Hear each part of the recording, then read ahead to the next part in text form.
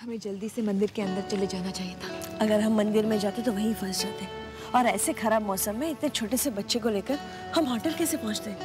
खराब मौसम? जरा देखिए तो, आसमान तो बिल्कुल साफ हो गया। ऐसा लगता है जैसे वो तूफान सिर्फ मंदिर के आसपास आया था।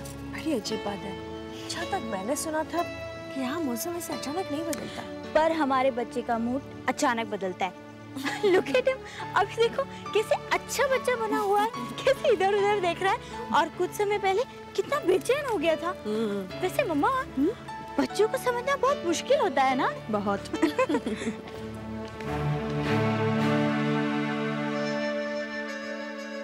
और मेरे बच्चे को समझना तो बहुत ही मुश्किल है। मन्नत जल्दी करिए ना, मैंने गुरुजी से कहा था कि हम जल्दी आएंगे। और कितनी देर लगाएंगे आप? बस 5 मिनट। मम्मी कह रही है कि वो आ रही है अभी। ये सुमित्रा दीदी भी ना कभी वक्त पर तैयारी नहीं होती है। लो, मैं आ गई। बस सुनो, मंदिर जाने से पहले मुझे बाजार भी जाना है, नामकरण के लिए कुछ चीजें भी खरीदनी है। मौसी आ जाएंगे ना तो हम उन्हें डांटेंगे कि इतना इंतजार क्यों करवाया। मम्मी आ जाएगी तो हम मंदिर के लिए निकल पड़ेंगे। ओके? ओह गॉड, कितना इंतजार करवा रही हैं। मम्मी आ जाएगी तो हम मंदिर के लिए निकल पड़ेंगे। ओके?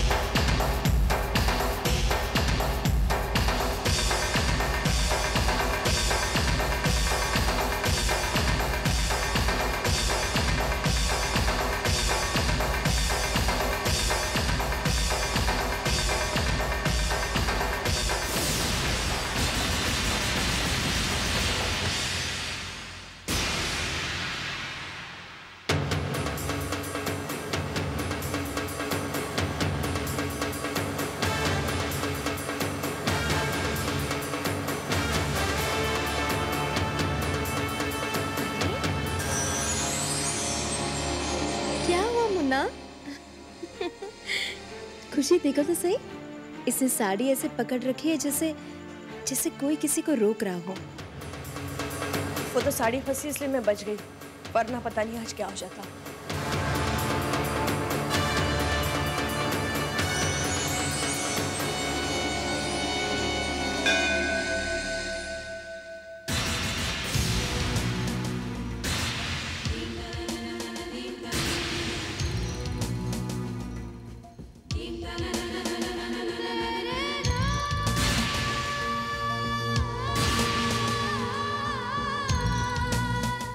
और अब शीघ्र ही उसे मेरे सामने लाया जाएगा नामकरण की विधि के लिए। वो बच्चे को लेकर आ गए।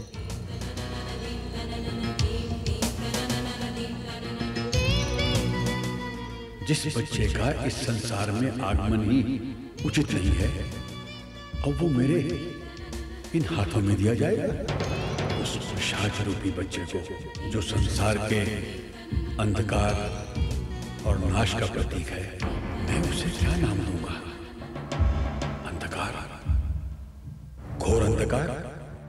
इसके अतिरिक्त और दूसरा नाम दिया भी क्या जा सकता है? जिसके प्रकट होते ही अंधेरा फैलने लगा है, उसे कोई किस नाम से संबोधित कर सकता है?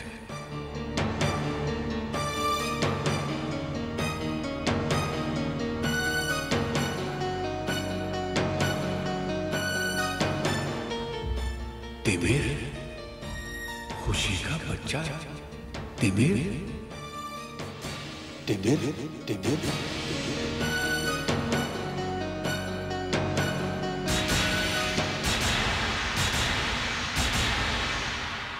तिमिर, ये तुम्हारा बच्चा है?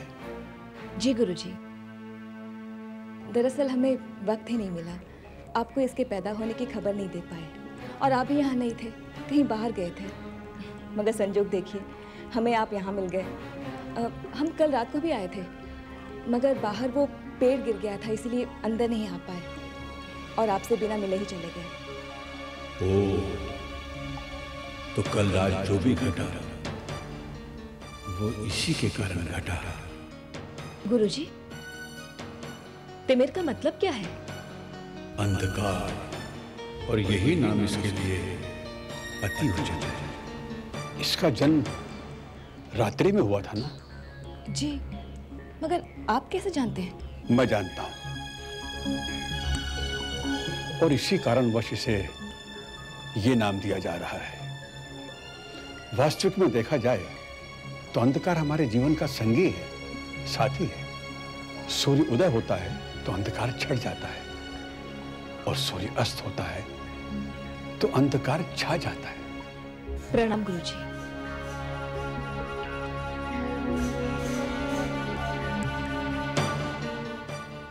मां, ऐसा कैसे हो गया? दुर्गा की कोख से इस पिशाच का जन्म? गुरुजी चले गए, मगर क्यों? ये तो मैं नहीं जानता, पर वो अचानक मुंबई वापस चले गए। मैं चाहती थी जैसे गुरुजी ने मेरा नाम रखा था वैसे मेरे बेटे का नामकरण भी वही करे।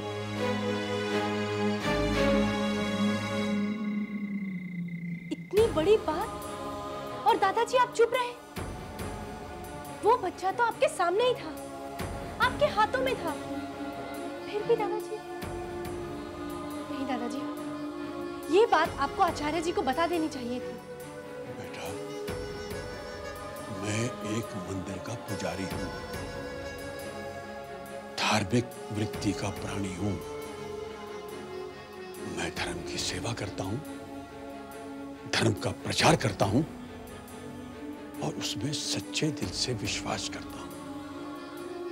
हत्या, किसी जीव की हत्या, बेटा मैं तो कभी इसके प्रति सोच भी नहीं सकता, और मैं इसके षड्यंत्र में भागीदार बनूं?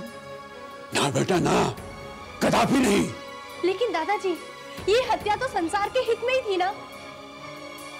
मैं जानता हूं बेटा, मैं जानता हूं, परंतु हत्या हत्या है, बहुत बड़ा पाप है ये। और मैं ये पाप करके माता के दरबार में किस मुंह से उसकी आरती करूंगा, किस मुंह से उसकी पूजा करूंगा, और इन हाथों से प्रसाद बांटूंगा? ना बेटा ना, मैं इतना बड़ा पखंडी नहीं हूं, इतना बड़ा पखंडी नहीं हूं मैं बेटा। लेकिन दादाजी,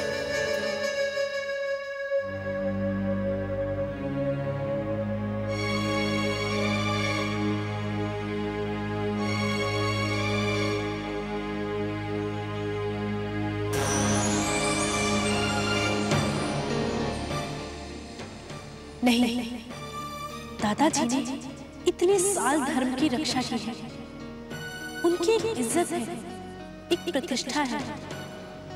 अगर दादाजी की इस कमजोरी के बारे में सबको पता चल गया तो सबकी नजरों में दादाजी की साख कम हो जाएगी। मैं नहीं चाहती कि इस दुनिया में बुराई को पनपने देने का आरोप मेरे दादाजी पर आए। लोग आने वाले वक्त में मेरे दादाजी को बुराई का साथ देने वाले लोगों की पंक्तियों में खड़ा करें। नहीं, अब मुझे ये बात अपने हाथों में लेनी होगी। मैं अभी आचार्य जी को सारी सच्चाई बता दूंगी।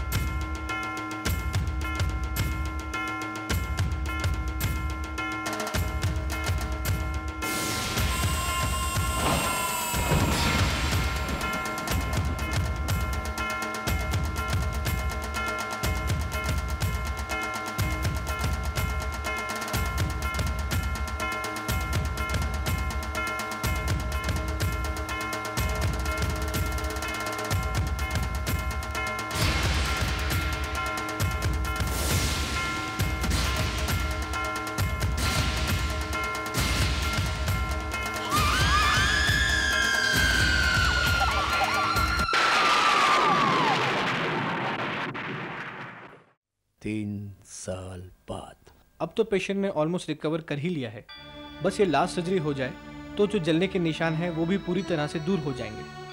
काम इतना आसान नहीं था, बहुत वक्त लगा है हमें इसके इलाज में। 60% बर्न के निशान थे ना?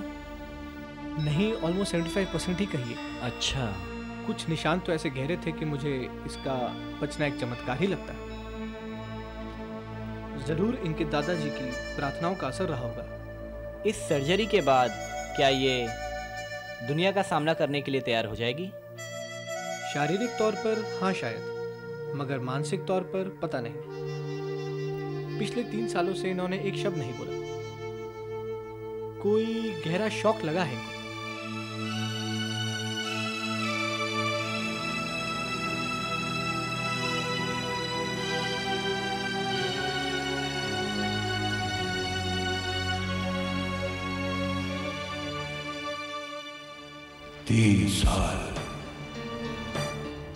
तीन साल बीत चुके हैं और इन 3 सालों से देविका चुप है।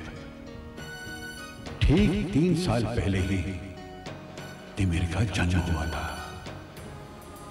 और पूरे 3 साल ही से विनाशकारी हवाएं चल रही हैं।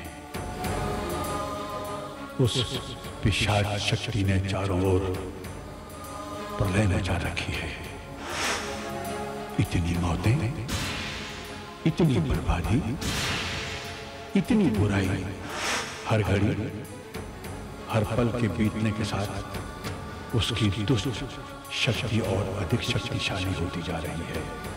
परंतु यह कोई नहीं जान पा रहा कि इन सबके पीछे क्या कारण है। जानने के बाद कि खुशी का बच्चा वो बच्चा नहीं है।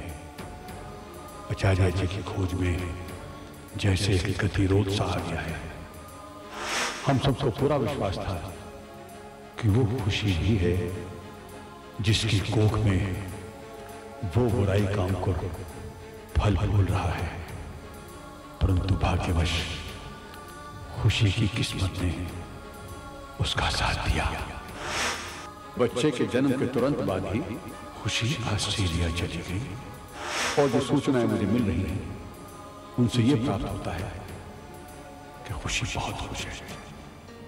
परंतु वो बच्चा, वो दिव्य बच्चा जिसे दुष्टता का सामना करना है, वो बच्चा जिसने उसी रात जन्म लिया जिस रात तिमिर ने जन्म लिया, मुझे आज भी उसी की खोज है, उसी की तलाश है। मुझे बच्चा मिला था तो वो जो संसार में अत्यंत बुराइयों का प्रतीक है। तिमिर, तिमिर बेटा, यहाँ आओ। देखो गुरुजी आए हैं।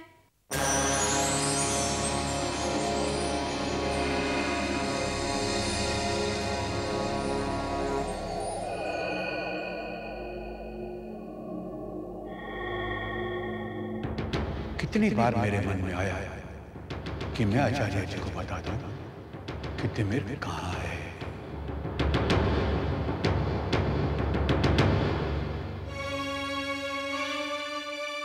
परंतु दुर्गा की ममता सदा मेरे होठों पर ताला लगा देती है।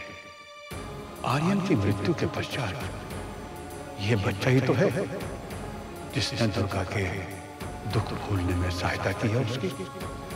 परंतु क्या मैं उन दुखों को अनदेखा कर दूं जो तिमिर के कारण अनगिनत मौत ने भोगे हैं? क्या मेरा इस प्रकार चुप रहना उचित है? क्या मुझे अपनी चुप्पी तोड़ नहीं देनी चाहिए?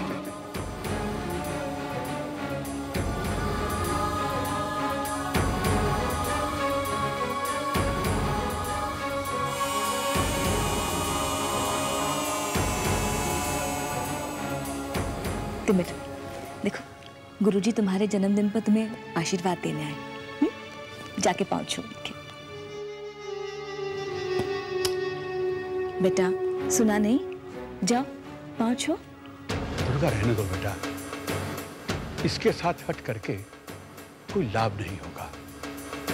अब मेरा अभिप्राय है कि इस युग के बच्चे इच्छा के विरुद्ध कुछ नहीं करते। नहीं गुरुजी, बच्चों को सिखाना तो पड़ता ही है ना। तिमिर चलो, पाँव छुओ। चलो जाओ, आगे बढ़ो, पाँव छुओ। तिमिर, तिमिर वापस आओ। गुरुजी, कभी कभी मैं अपने बेटे को समझ नहीं पाती हूँ। कितना फर्क है इसमें और श्रद्धा में। श्रद्धा तो आज भी अपने जन्मदिन पर आपको साष्टांग नमस्कार करती है, और यह है कि किसी के आगे सिर तक नहीं झुकाता है। मैं इसे मंदिर भी नहीं ले जा सकती हूँ, तंग करता है। मंदिर का नाम सुनकर जिद पकड़ लेता है। ऐसा क्यों है गुरुजी? बेटा, तुम अपनी सब चिंताएं, सब प्रश्न भगवान की झोली में डाल दो। उचित समय पर उनके उचित उत्तर मिल जाएंगे। हाँ हाँ बेटा, मैं उसके लिए एक उपहार लाया था। इसकी क्या जरूरत थी गुरुजी? जरूरत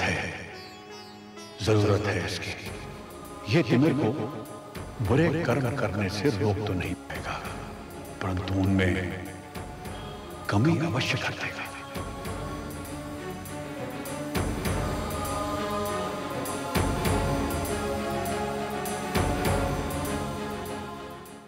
गुरुजी, शुरू के दिनों में जब खुशी माँ बनने वाली थी, तब उसके लक्षण देखकर हम बहुत डर जाया करते थे। मेरा और शालिनी जी का आपकी कही हुई बात में विश्वास और गहरा होता जा रहा था कि खुशी एक शैतान को, और वैसा कुछ भी नहीं हुआ गुरुजी। अब देखिए ना, सब कुछ ठीक हो गया। गुरुजी, आपकी हर कही हुई बात आज तक सच निकली है, लेकिन इस बार मुझे खुशी है कि आपकी कही हुई भविष्यवाणी सच साबित नहीं हुई। कैसी है खुशी? वो तो बिल्कुल ठीक है, इंडिया आ रही है। सच?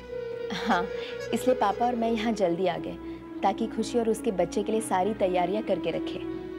कब आ रहे हैं वो दोनों? आज रात को। तिमिर, तिमिर रुको, तिमिर रुको। क्यों क्यों परेशान कर रहे हो तुम मुझे? हाँ, तिमिर।